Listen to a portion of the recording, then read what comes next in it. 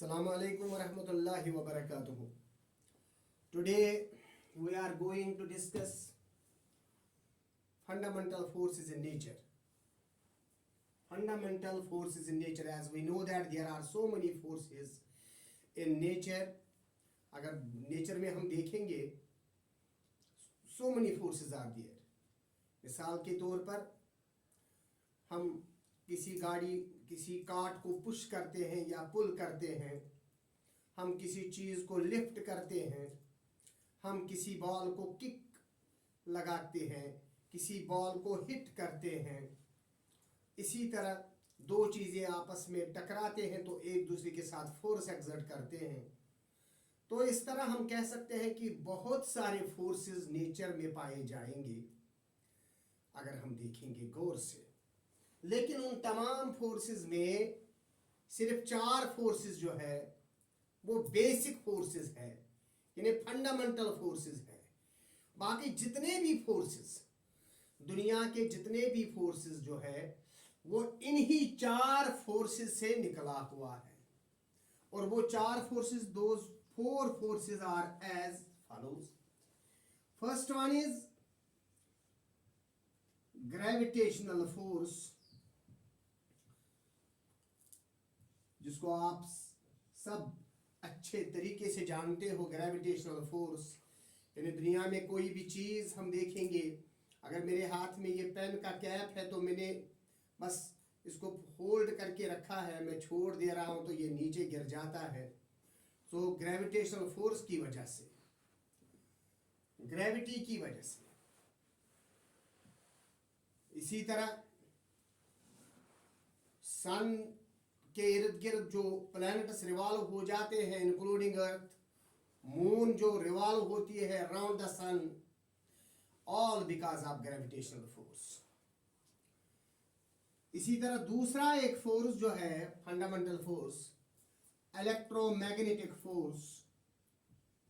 Electromagnetic force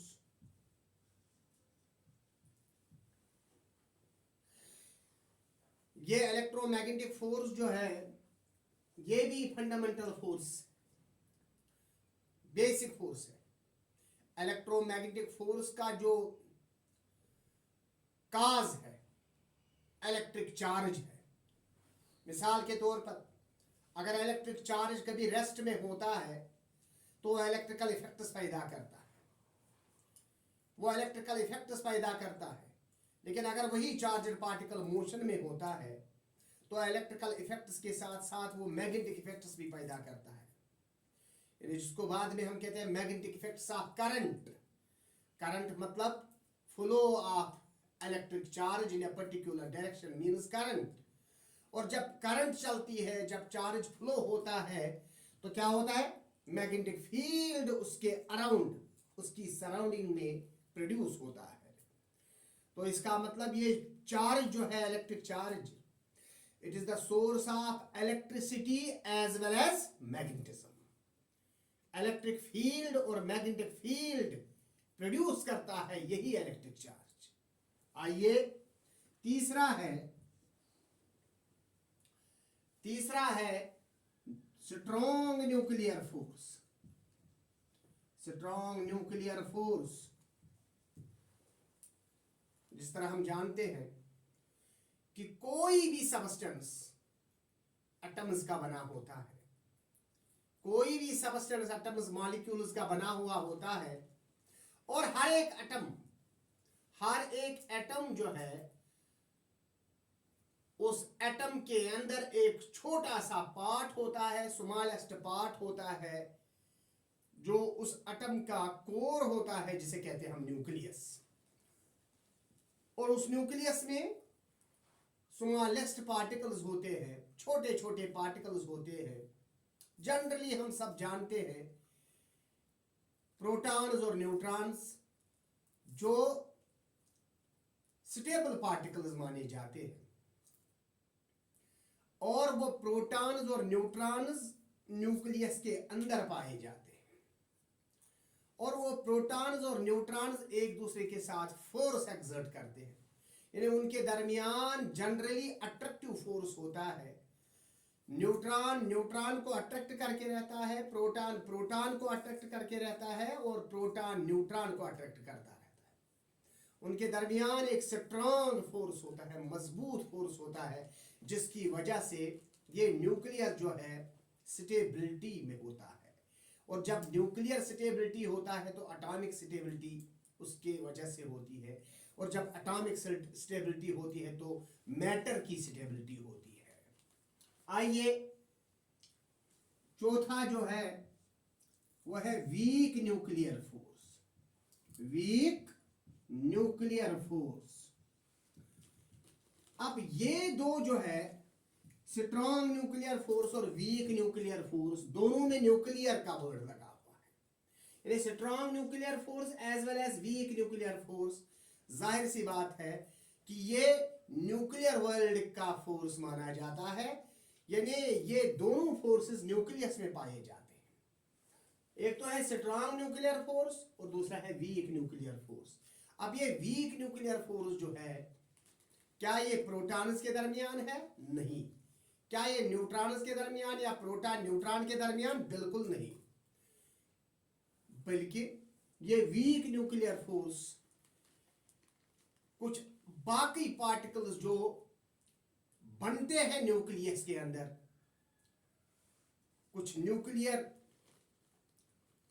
processes जब होती है तो उन न्यूक्लियर प्रोसेसेस की वजह से वहां कुछ नए पार्टिकल्स वजूद में आते हैं, और वो नए पार्टिकल्स एक दूसरे के साथ फोर्स लगा के होते हैं, और वो नए पार्टिकल्स मसलन इलेक्ट्रॉन कभी न्यूक्लियस में बन जाता है, कभी न्यूक्लियस के अंदर इलेक्ट्रॉन प्रोड्यूस होता है, अगरचे न्यूक्लियस के अंदर इलेक्ट्रॉन की कोई गुंजाइश नहीं है, इलेक्ट्रॉन एग्जिस्ट नहीं करेगा inside the nucleus, because electron is not the part of nucleus. But sometimes कभी इलेक्ट्रॉन न्यूक्लियस के अंदर बन जाता है, जब मिसाल के तौर पर बीटा डिके हो जाती है, तो ज्यूरिंग बीटा डिके कभी न्यूट्रॉन जो है वो ट्रांसफॉर्म होता है प्रोटॉन में, और साथ में एक इलेक्ट्रॉन भी बन जाता है, और उस इलेक्ट्रॉन के साथ एक और पार्टिकल जन्म लेता है, एक और पार्टिकल आ जाता है जिसे कहते हैं हम न्यूट्रिनो, यानी एंटी न्यूट्रिनो।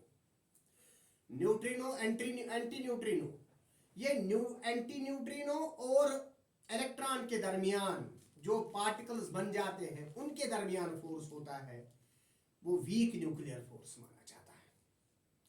वो स्ट्रॉन्ग न्यूक्लियर फोर्स की तरह नहीं होता है। प्रोटॉन और प्रोटॉन के दरमियान जो फोर्स होता है, न्यूट्रॉन और न्यूट्रॉन के दरमियान जो फोर्स होता है, या प्रोटॉन और न्यूट्रॉन के दरमियान जो फोर्स होता है, वो स्ट्रॉन्ग होता है। लेकिन जो उस इलेक्ट्रॉन और एंटी न्यूट्रिनो के दरमियान फोर्स आता है उसे हम कहते हैं वीक न्यूक्लियर फोर्स। क्या कहते हैं? Week nuclear force. तो मतलब अच्छा, वो वीक न्यूक्लियर फोर्स जो है वो कम ही वक्त के लिए होता है, क्योंकि जब एक न्यूट्रॉन ट्रांसफॉर्म होता है प्रोटॉन में, उसके साथ बन जाता है इलेक्ट्रॉन और बन जाता है एंटी न्यूट्रिनो, तो प्रोटॉन न्यूक्लियस के अंदर ही रहता है, इलेक्ट्रॉन और एंटी न्यूट्रिनो एक दूसरे के साथ शाबाश फोर्स लगा के होते हैं, और इलेक्ट्रॉन बाहर आ जाता है न्यूक्लियस से। न्यूक्लियस इलेक्ट्रॉन को बाहर फेंक देता है, जिसे हम कहते हैं बीटा पार्टिकल। अब ये एंटी न्यूट्रिनो जो है इसका लाइफ टाइम जो है बहुत ही कम होता है, विद इन 10 रेज़र पावर -8 और -9 सेकंड ये खत्म हो जाता है। तो इसका मतलब नैनो सेकंड के अंदर अंदर ये फोर्स रहता है। तो कम ही टाइम में कौन सा फोर्स? वीक न्यूक्लियर फोर्स कम ही, बहुत कम टाइम के लिए रहता है, क्योंकि न्यूट्रिनो या एंटी न्यूट्रिनो ये खत्म हो जाता है विद इन 10 रेज़र पावर -8 और within 10 raise power -9 second. तो इसलिए उम्मीद है कि आपने ये चीजें समझे होंगे। तो दोबारा मैं रिपीट करूंगा, there are 4 fundamental forces in nature: gravitational force, electromagnetic force, strong nuclear force, weak nuclear force. Let us discuss all these forces one by one, but we are going to discuss these forces very briefly, because we have to describe all these forces. We have to describe all these forces. For example, we will discuss this gravitational force in detail in the chapter of gravitation. Similarly, we will discuss electromagnetic force in class 12th in full detail. And strong nuclear force, weak nuclear force can also be described in class 12th. There is a chapter, atoms and nuclei, where we will discuss these two forces also. So let us discuss these four forces very briefly. First gravitational force. Gravitational force जो है, इसकी statement जो है Newton ने दी है. Newton साहब ने इसकी स्टेटमेंट दी है, और स्टेटमेंट यूं है कि कोई भी दो ऑब्जेक्ट्स, दुनिया में कोई भी दो ऑब्जेक्ट्स, कोई भी दो बॉडीज, चाहे वो छोटी बॉडीज हो या बड़ी साइज वाली, एक का मास m1, दूसरे का मास m2. इस बॉडी का सेंटर, ये इस बॉडी का centre, centre mean centre of mass, इनके दरमियान जो डिस्टेंस है r सपोज. तो according to Newton, even Newton ने ये प्रूव किया है, उसने अपनी जिंदगी का अहम हिस्सा इसको प्रूव करने में दिया है. तो उसने दिखाया, उसने प्रूव किया कि दो बॉडीज एक दूसरे पे फोर्स एक्सर्ट कर रहे हैं, और वो फोर्स जो होता है is directly proportional to the product of masses, and that force is inversely proportional to r square, यानी square of the distance between their centres. Combine करो दोनों को, हम कहेंगे m1 m2 divided by r square. f is equal to some constant, and that constant is represented by g. यानी constant of proportionality, m1 m2 divided by r square.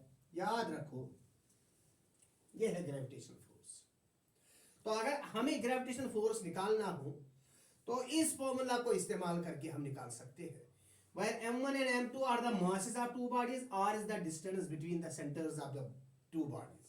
G is gravitational constant, and value of G is equal to 6.67 into 10 raised power minus 11 Newton metre square per KG square. ये इसका unit है और ये इसका value है.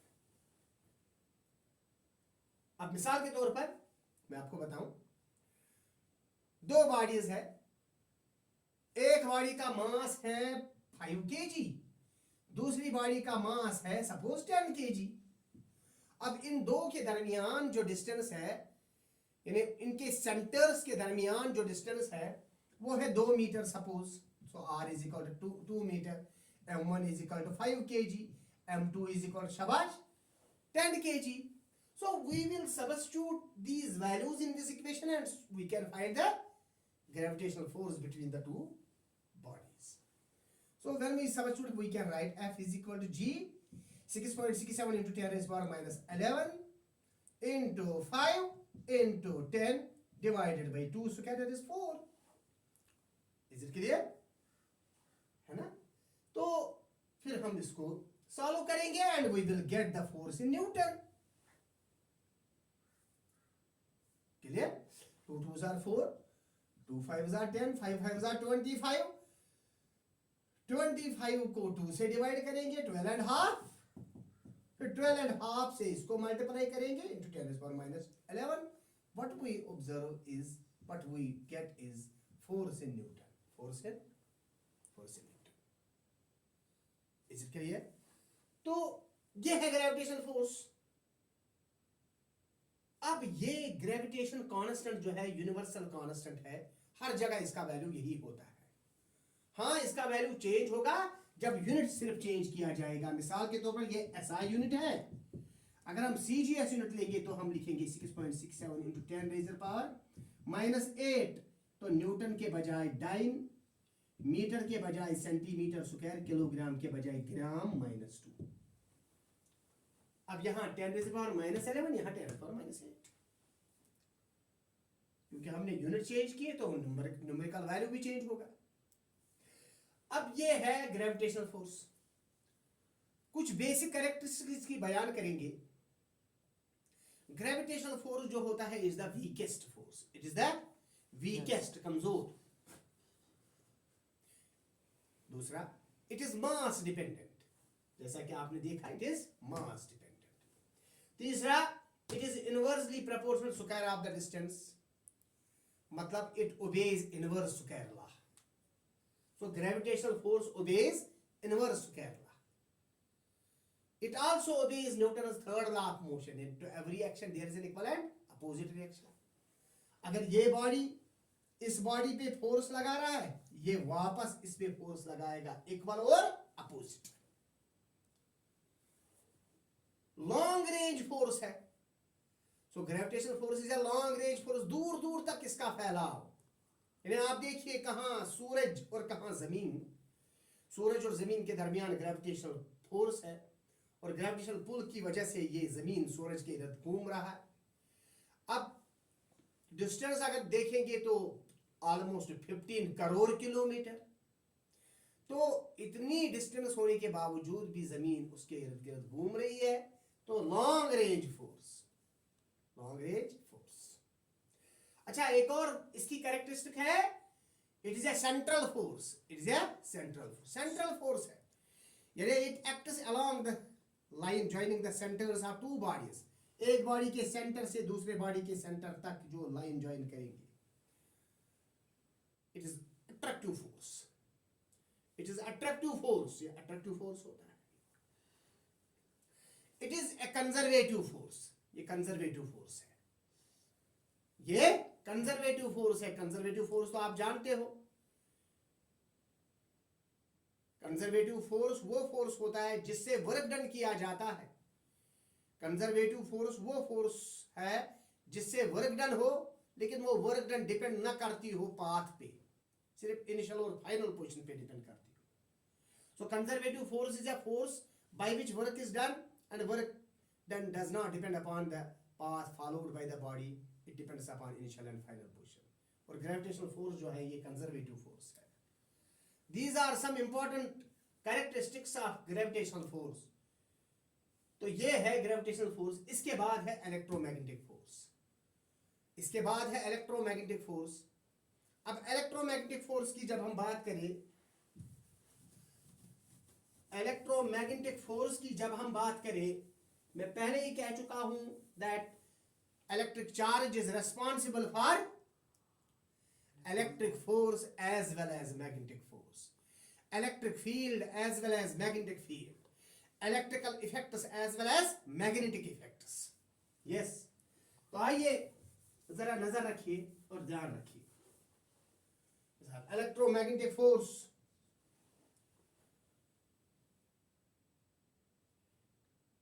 Columbus law, Austin de Coulomb, Austin de Coulomb, उसने electricity के लिए भी और मैग्नेटिज्म के लिए भी, दोनों चीजों के लिए, इलेक्ट्रिसिटी में भी और मैग्नेटिज्म में भी उसने लॉज दिए, जिनकी वजह से हम फोर्स मेजर करते हैं। हम फोर्स मेजर करते हैं दो इलेक्ट्रिक चार्जेस के दरमियान या दो पोल पीसेस, मैग्नेटिक पीसेस के दरमियान, दो मैग्नेटिस के दरमियान या दो इलेक्ट्रिक चार्जेस के दरमियान हम फोर्स मेजर करते हैं। दोनों को कहते हैं कोलंबस लॉज, कोलंबस लॉज। तो इलेक्ट्रिसिटी में अगर हम देखेंगे, अगर यहां पे मिसाल के तौर पर एक चार्जर पार्टिकल है Q1 और यहां से कुछ दूरी पे दूसरा चार्जर पार्टिकल नेमली Q2, ये भी चार्ज, ये भी चार्ज, इलेक्ट्रिक चार्ज। एक बात सुन लो, like charges repel each other and unlike charges attract each other. अगर मान लो ये लाइक चार्जेस, तो ये क्या करेंगे, रिपेल, तो ये रिपेल करेंगे, ये फोर्स एक्सर्ट करेंगे एक दूसरे पे। अब हम कहेंगे इनके दरमियान डिस्टेंस है सपोज r, देन जो इनके दरमियान फोर्स है, लिसन डियर, ये चार्जड पार्टिकल इस चार्जड पार्टिकल पे फोर्स एक्सर्ट करेगा ऐसे, और ये चार्जड पार्टिकल इस चार्जड पार्टिकल पे वापस फोर्स एक्सर्ट करेगा। Newton third law of motion के मुताबिक जितना फोर्स ये चार्ज इस पे लगाएगा उतना ही फोर्स ये चार्ज इस पे वापस लगाएगा opposite direction. To every action there is an equal and opposite direction. Come on, अब हम कहेंगे दैट फोर्स जो है इलेक्ट्रिक फोर्स, अगर ये दोनों चार्जेस रेस्ट में है तो ये फोर्स इस तरह निकाला जाता है, Fe an electrical force is directly proportional to product of their charges,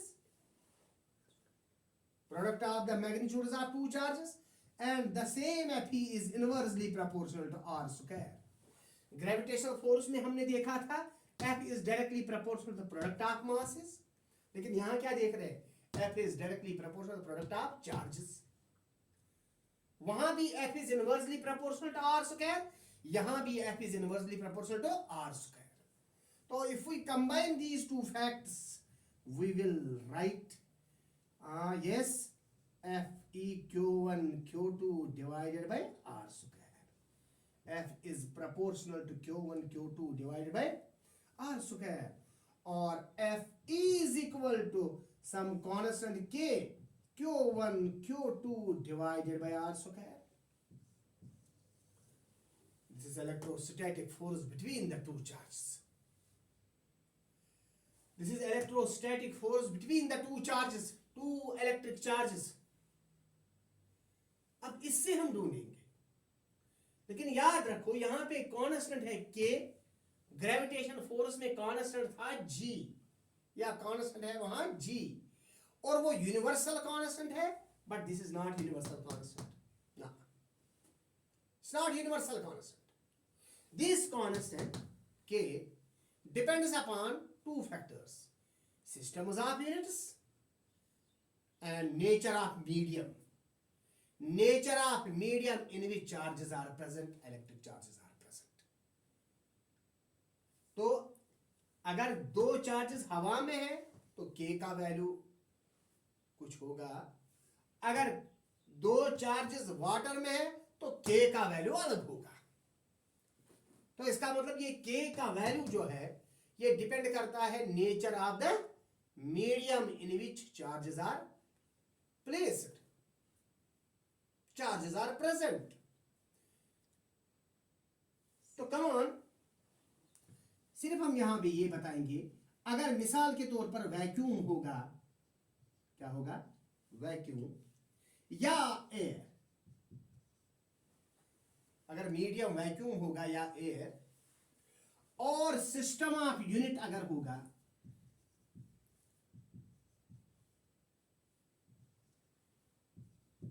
SI, अगर मीडियम होगा वैक्यूम या एयर और यूनिट होंगे SI system, SI unit system, तब K का वैल्यू जो है ये बराबर होता है 1/4 पाई एप्सिलॉन नॉट एप्सिलॉन 0, और ये एप्सिलॉन नॉट जो है it is permittivity of free space.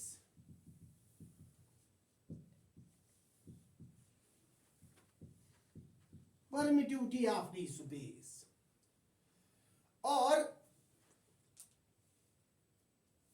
इस 1/4 पे एप्सिलॉन 0 का वैल्यू जो होता है 9 × 10⁻⁹, याद रखो।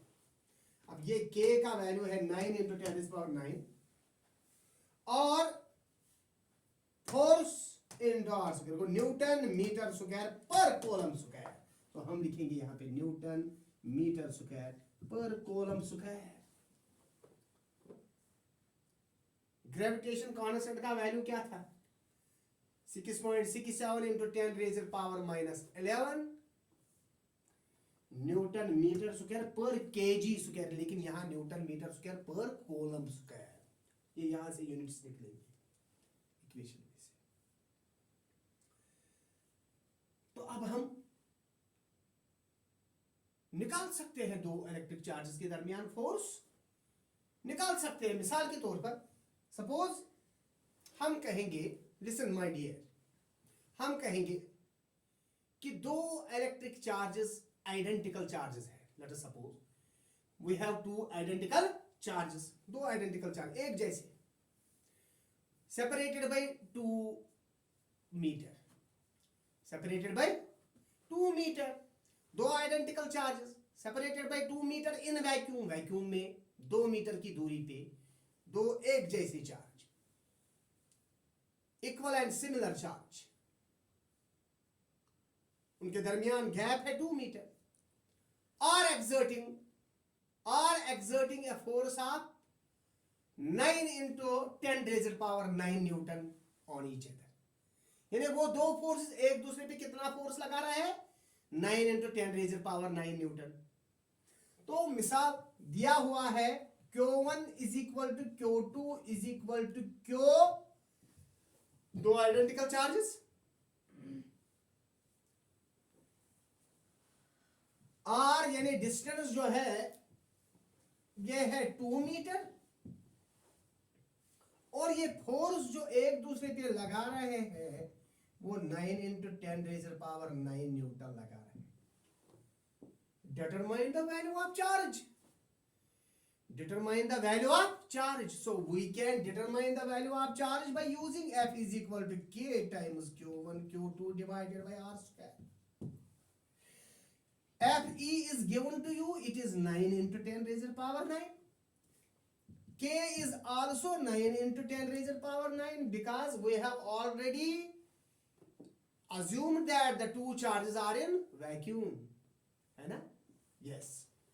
Q1, Q2 both are equal to Q, but it is Q into Q means Q square divided by R कितना है 2 मीटर, तो 2 का स्क्वायर हो गया 4। अब यहां ये कट जाएगा। Now this is Q square, that is equal to 4 1s are 4, Q is equal to plus minus 2, क्योंकि इसका भी अगर स्क्वायर हटाएंगे, स्क्वायर रूट दोनों साइड से लाएंगे तो ये 2 बन जाएगा, प्लस माइनस 2 लेकिन कोलम, तो इसका मतलब जो चार्ज होगा वो 2 कोलम होगा, इधर प्लस 2 कोलम और माइनस 2 कोलम। तो उम्मीद है कि ये दो फोर्सेस का बेसिक कॉन्सेप्ट आपकी समझ में आएगा इंशाल्लाह। और कल अगले लेक्चर में हम ये दो forces, strong nuclear force and week nuclear force पढ़ेंगे। टिल देन गुड बाय, अस्सलाम वालेकुम व रहमतुल्लाहि व बरकातहू।